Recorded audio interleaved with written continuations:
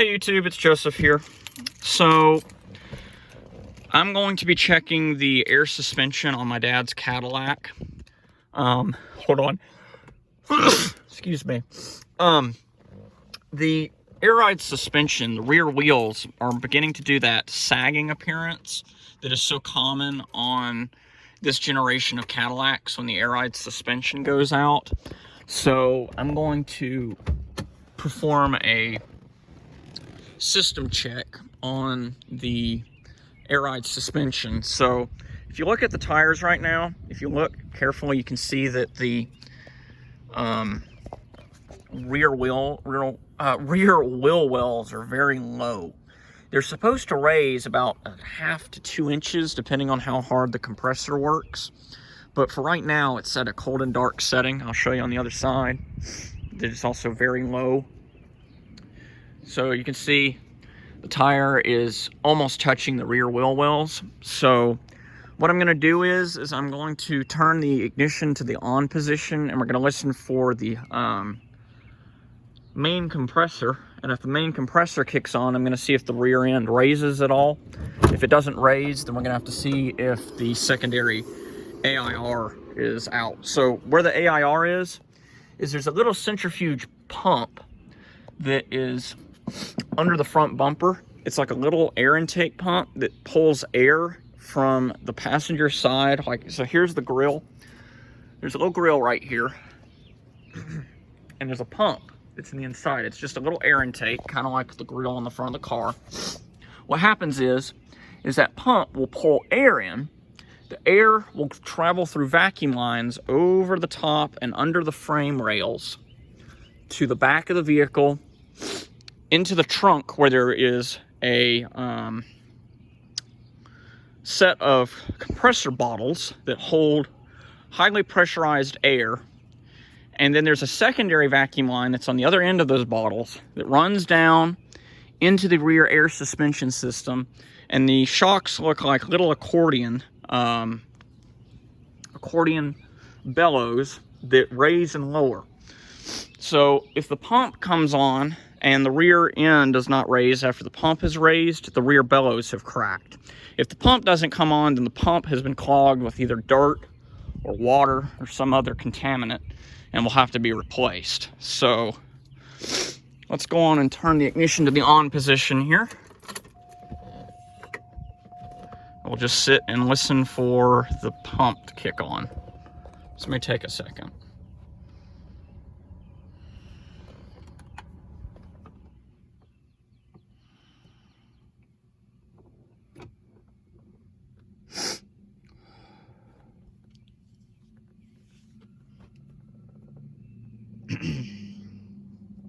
The vehicle does have currently 172,527 miles.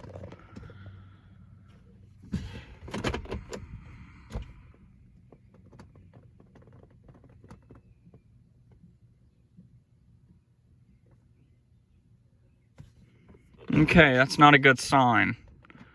We're not getting a pump. All right, well, we'll start it up here.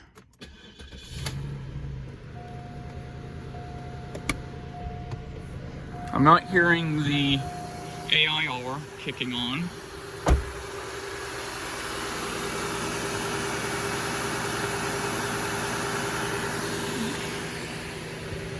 Now, let's see.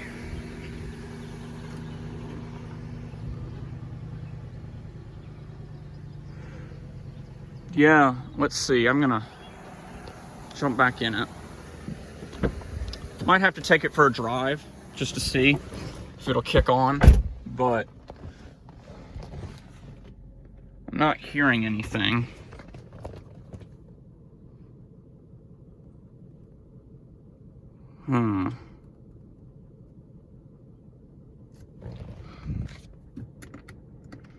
It's not saying check rear air suspension, but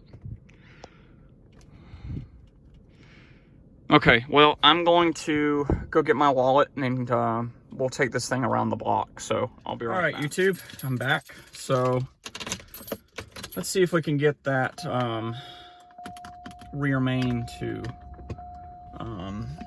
rear main air ride system to kick on while driving. Sometimes it doesn't click on unless the vehicle's in motion, but it should at least do a primary check every time the vehicle is started. So I'm going to be running a little bit of AC because it is kind of warm today. Let's see. Wait 60 seconds.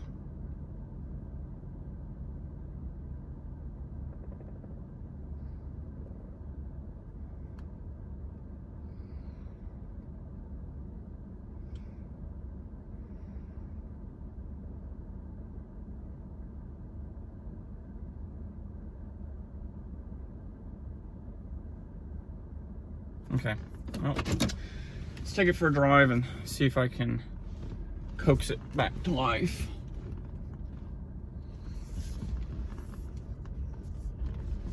So one thing you'll notice with these vehicles, when the air ride suspension comes, like it basically does not activate like it's supposed to, is the rear wheels, they'll have kind of a cockeyed camber to them, and they just don't look like they're riding correctly. The tires may wear abnormally as another symptom, but for the most part, it's just that the tires will not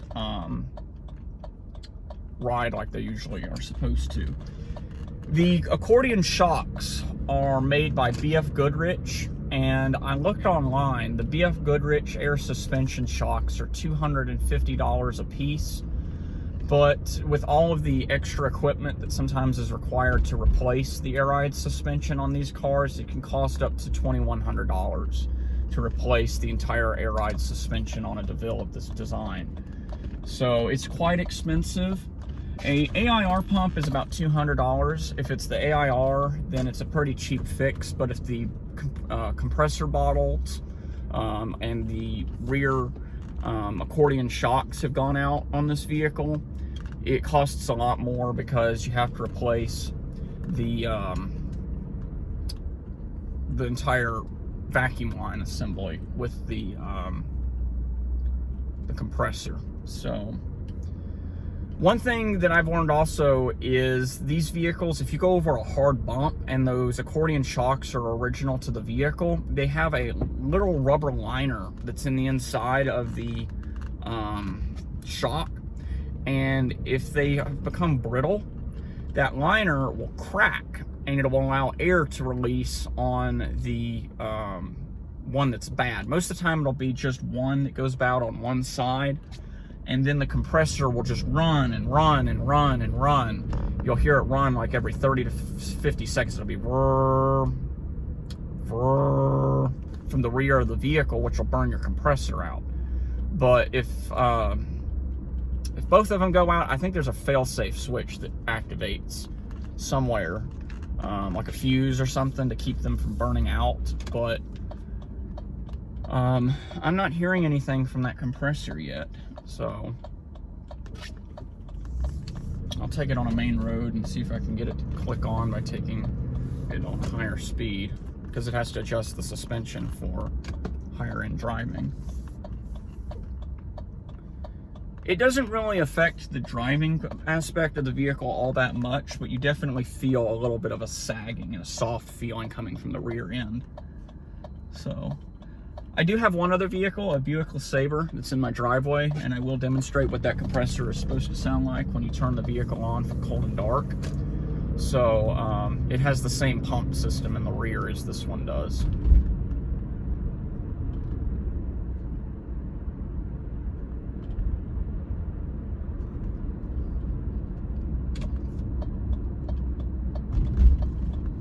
But so far, the compressor system has not made a peep.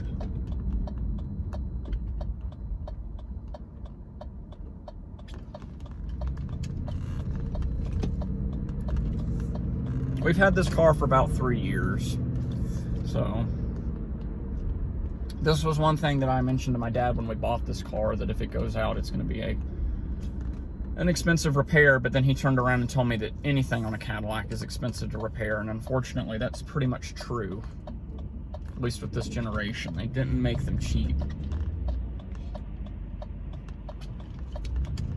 Okay, let's go on and try and get it up to speed here.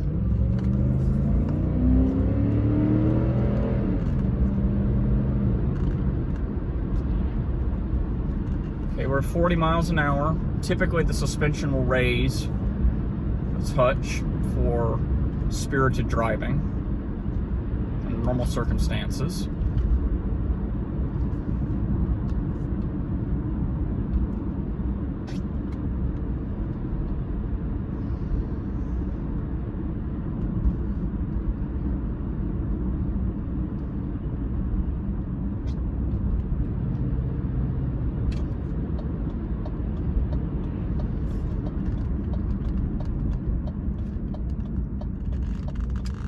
I can definitely feel a difference in the driving aspect, though.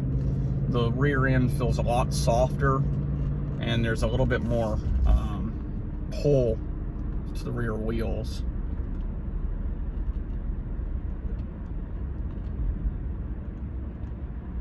Yeah, it's got a little bit more of a sway to it.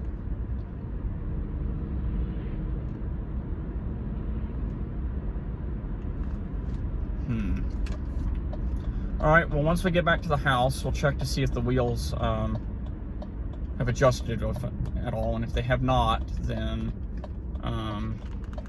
we will have to have this thing looked at. So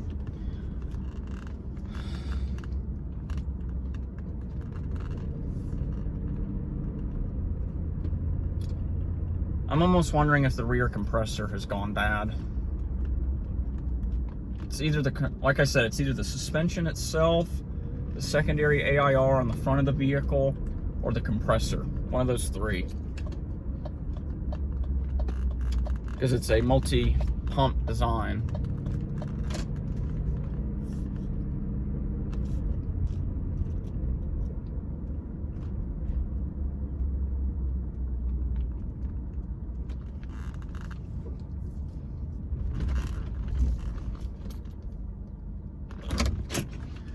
All right, well, let's check the rear suspension here and see if it moved. Nope, it hasn't adjusted.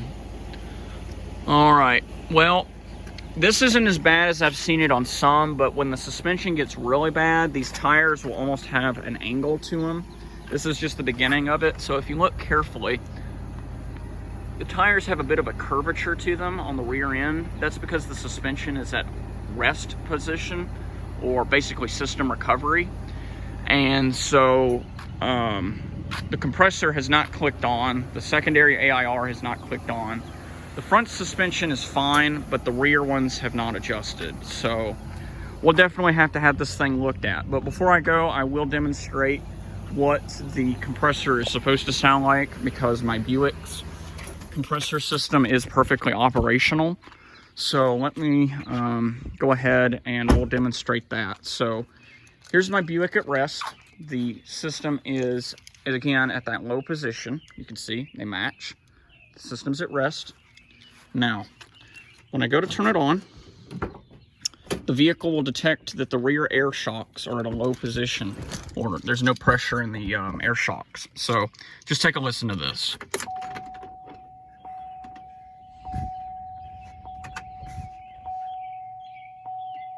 Wait about 15 to 30 seconds.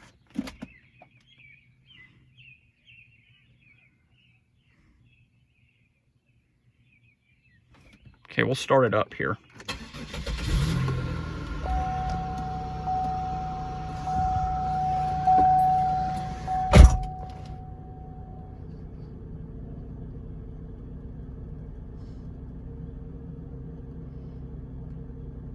Just wait.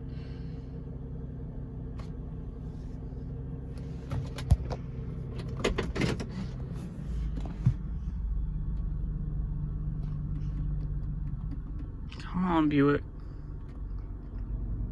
There we go. You hear that? Okay. Air shocks just activated. And now, if you look at the rear, it's a little higher now that the air shock system has activated. So this one, it's very low.